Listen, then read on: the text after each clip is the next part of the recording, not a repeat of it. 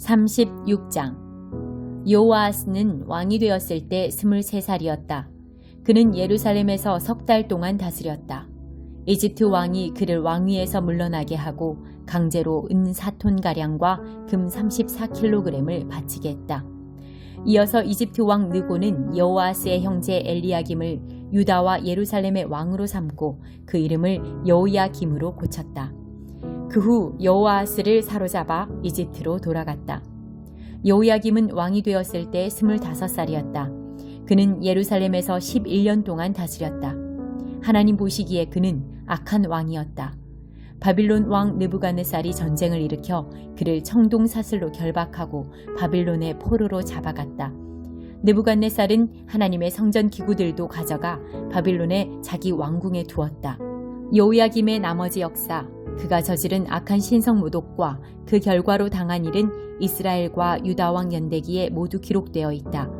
그의 아들 여호야긴이 뒤를 이어 왕이 되었다. 여호야긴은 왕이 되었을 때 18살이었다. 그러나 그는 예루살렘에서 3달 열흘밖에 다스리지 못했다. 하나님 보시기에 그는 악한 왕이었다. 그의 봄에 느부갓네살 왕이 하나님의 성전에 남아있는 귀중품들과 함께 여호야긴을 바빌론으로 사로잡아 오도록 명령했다. 그 후 느부갓네살은 여호야긴의 삼촌 시드기야를 유다와 예루살렘의 꼭두각시 왕으로 세웠다. 시드기야는 왕이 되었을 때 21살이었다. 그는 예루살렘에서 11년 동안 다스렸다. 하나님 보시기에 시드기야 역시 악한 왕에 지나지 않았다. 예언자 예레미야가 그에게 하나님의 말씀을 전했을 때 그는 조금도 뉘우치지 않았다. 오히려 느부갓네살 왕에게 반역하여 재난을 더 키웠다. 느부갓네살 왕은 일찍이 그에게 하나님의 이름으로 충성을 맹세하게 했다. 그러나 시드기야는 자신의 완고한 방식을 고집했다. 하나님 생각은 안중에도 없었고 회개할 마음도 전혀 없었다. 그의 악한 사고방식은 지도자와 제사장들에게로 퍼졌고 백성에게도 스며들었다. 악이 전염병처럼 퍼져 이방인들의 가증한 일들이 되풀이되었다. 이제 겨우 성결해진 예루살렘의 하나님의 성전이 다시 더럽혀지고 말았다. 하나님, 그들 조상의 하나님께서는 거듭 경고의 말씀을 보내셨다. 백성과 성전을 긍휼히 여기시는 마음에서 그분은 그들에게 최대한 기회를 주기 원하셨다. 그러나 그들은 들으려고 하지 않았다. 그들은 하나님의 전령들을 조롱하고 말씀 자체를 멸시했으며 예언자들을 바보 취급했다. 하나님의 진노가 거세어져 마침내 상황은 돌이킬 수 없게 되었다. 하나님께서 바빌론 왕 느부갓네살을 불러들이셨고 그는 와서 닥치는 대로 쳐 죽였다. 그것도 성전 안에서 그렇게 했다. 인정사정 없는 살육이었다. 젊은 남자와 처녀와 노약자를 가리지 않았다.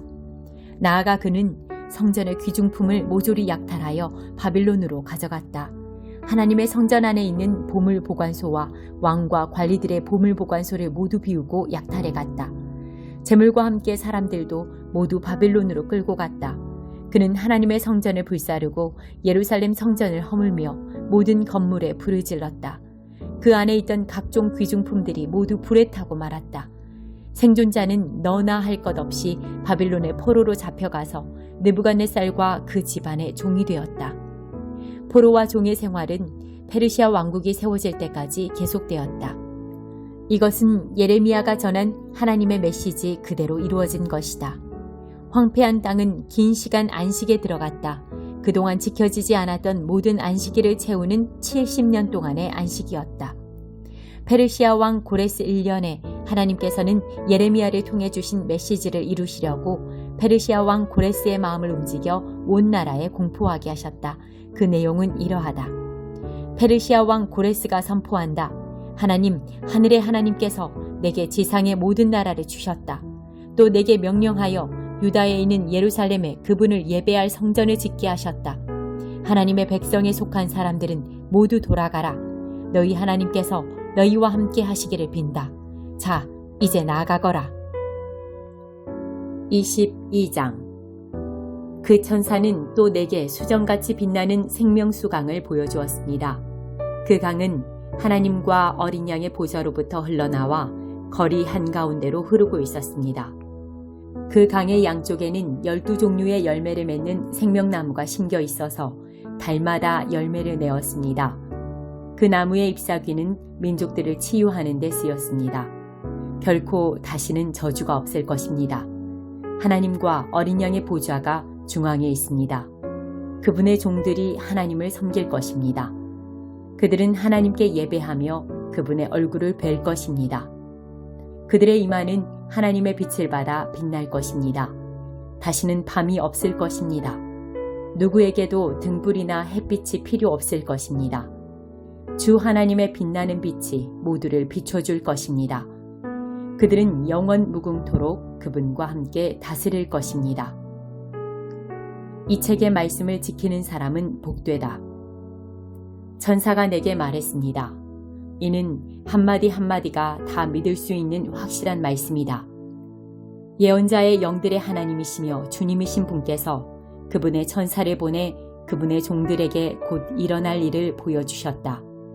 그리고 그들에게 말하여라. 그렇다. 내가 가고 있다. 이 책의 예언의 말씀을 지키는 사람은 복되다. 나 요한은 이 모든 것을 눈으로 직접 보고 귀로 직접 들었습니다. 나는 보고 들은 그 순간에 내 앞에 이 모든 것을 펼쳐 보여준 그 천사의 발 앞에 엎드려 경배하려고 했습니다. 그러자 천사가 말렸습니다. 이러지 마라. 나도 너와 너의 동료와 예언자와 이 책의 말씀을 지키는 모든 사람처럼 다만 종일 뿐이다. 하나님께 경배하여라. 천사가 이어서 말했습니다. 이 책의 예언의 말씀을 봉인하지 마라. 책꽂이에 처박아 두지 마라. 때가 가까이 왔다. 악행을 일삼는 자들은 계속해서 악하게 살도록 내버려 두고 마음이 더러운 자들은 계속해서 더럽게 살도록 내버려 두어라. 의로운 사람들은 계속해서 올곧게 살게 하고 거룩한 사람들은 계속해서 거룩하게 살게 하여라.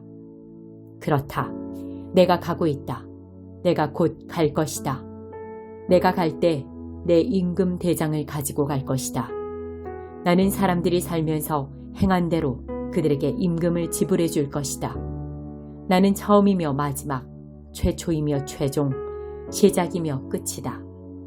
자기 옷을 깨끗이 하는 사람은 얼마나 복된지 생명나무가 영원히 그들의 것이 될 것이며 그들은 대문을 통해 그 도성에 들어갈 것이다. 그러나 더러운 똥개들, 곧 마술사, 간음한 자, 살인자, 우상숭배자, 거짓을 사랑하고 일삼는 모든 사람들은 영원히 바깥으로 내쳐질 것이다. 나 예수는 내 천사를 보내 교회들에게 이 모든 것을 증언하게 했다. 나는 다윗의 뿌리요 가지며 빛나는 새벽별이다. 오십시오. 성령과 신부가 말씀하십니다. 듣는 이들도 오십시오 하고 화답하십시오. 목마른 사람 있습니까? 오십시오. 원하는 사람은 누구나 와서 마시십시오. 생명수를 거저 마시십시오. 나는 이 책의 예언의 말씀을 듣는 모든 이들에게 분명히 말해둡니다. 만일 여러분이 이 예언의 말씀에 무엇을 덧붙이면 하나님께서 여러분의 삶에 이 책에 기록된 그 재앙들을 덧붙이실 것입니다. 만일 여러분이 이 예언의 책의 말씀에서 무엇을 떼어버리면 하나님께서 이 책에 기록된 생명나무와 그 거룩한 도성에서 여러분이 받을 몫을 떼어버리실 것입니다. 이 모든 것을 증언하는 분이 다시 말씀하십니다. 내가 가고 있다. 내가 곧 갈 것이다. 예, 오십시오, 주 예수님. 주 예수의 은혜가 여러분 모두와 함께 있기를 바랍니다. 아멘. 4장. 의의 태양이 떠오르리라. 두고 보아라. 그날이 오고 있다. 산불처럼 맹렬한 그날이. 악을 행하는 거만한 자들은 모두 땔감처럼 태워져 부서질 것이다.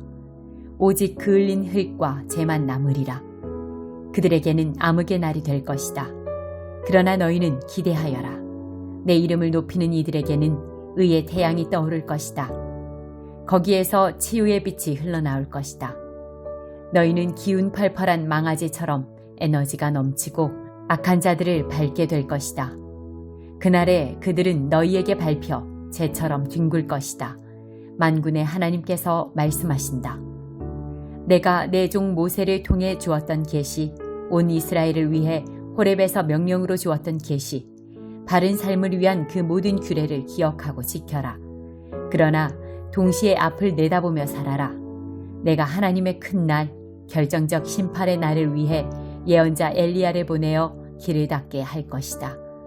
그는 부모의 마음을 돌려 자녀를 돌보게 하고 자녀의 마음을 돌려 부모를 공경하게 할 것이다. 만일 그들이 그것을 거절하면 내가 와서 그 땅을 저주 아래 둘 것이다. 21장. 다시 고기를 잡으러 간 제자들. 그 후에 예수께서 제자들에게 다시 나타나셨는데 이번에는 디베리아 바다 갈릴리 호수에서였다. 예수께서 나타나신 경위는 이렇다. 시몬 베드로, 쌍둥이라고도 하는 도마, 갈릴리 가나 출신의 나다나엘, 세베대의 두 아들, 그리고 다른 두 제자가 함께 있었다. 시몬 베드로가 말했다. 나는 고기 잡으러 가야겠다. 나머지 사람들도 우리와 함께 가겠다고 대답했다. 그들은 나가서 배를 탔다. 그날 밤 그들은 아무것도 잡지 못했다. 해가 뜰 무렵 예수께서 바닷가에 서 계셨으나 그들은 그분을 알아보지 못했다. 예수께서 그들에게 말씀하셨다. 좋은 아침이구나. 아침거리로 뭘 좀 잡았느냐? 그들이 대답했다. 못 잡았습니다. 예수께서 말씀하셨다. 그물을 배 오른쪽에 던지고 어떻게 되는지 보아라. 그들은 그 말씀대로 했다. 순식간에 수많은 고기가 그물에 걸려들었다. 힘이 딸려서 그물을 끌어올리지 못할 정도였다. 그때 예수께서 사랑하시는 제자가 베드로에게 말했다. 주님이시다. 시몬 베드로가 그분이 주님이신 것을 알고는 일하느라 벗어놓았던 옷을 급히 챙겨 입고 바다로 뛰어들었다. 다른 제자들은 배를 탄 채로 고기가 가득 든 그물을 끌고 나왔다. 그들은 육지에서 90m 정도밖에 떨어지지 않은 곳에 나가 있었다. 그들이 배에서 내리고 보니 숯불이 지펴져 있고 그 위에 물고기와 빵이 익고 있었다. 예수께서 말씀하셨다. 너희가 방금 잡은 물고기를 몇 마리 가져오너라.